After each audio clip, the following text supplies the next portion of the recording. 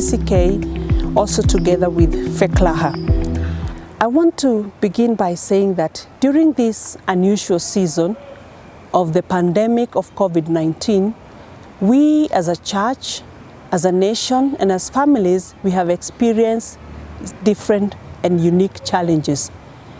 And one of the challenges, mentioning only but a few, is that we have experienced a rise on the sexual gender-based violence, and which in short we call it SGBV. And SGBV is a violence that is directed to a particular or a certain gender against their will, based on their unequal power relationship.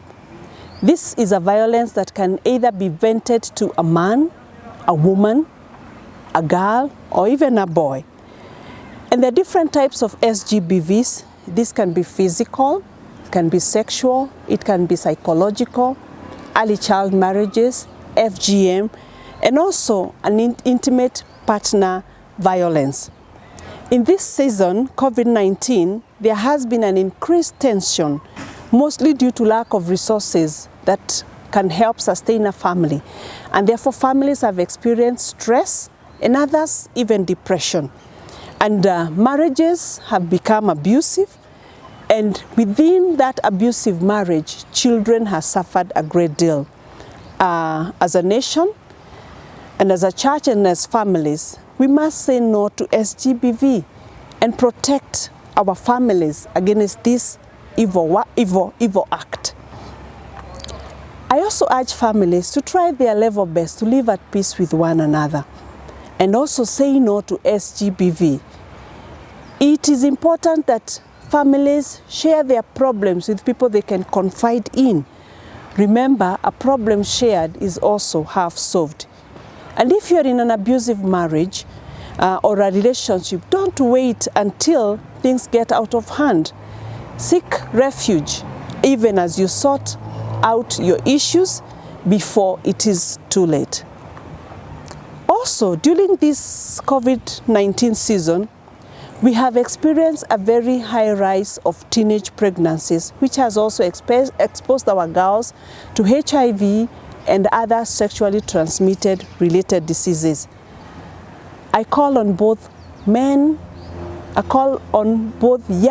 and old men not to destroy the future of our girls, but to help them be able to finish school, and this will be able to help them alleviate poverty even as they grow up and become mothers.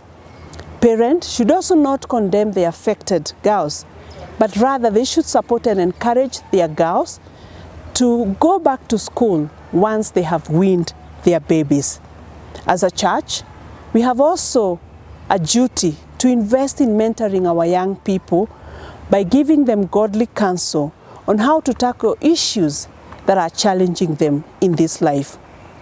Parents, we have a role of taking care of families, more so now that we have stayed with them for a longer time since the inception of COVID-19 in Kenya.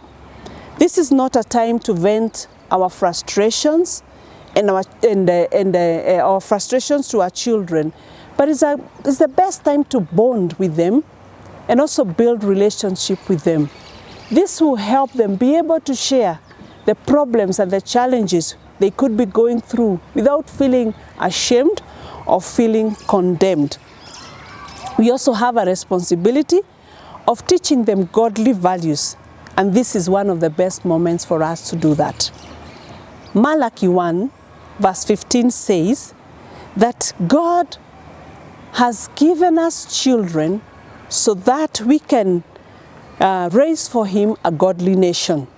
Therefore, as parents, we need to do our best so that we can raise for God a generation that will fear him.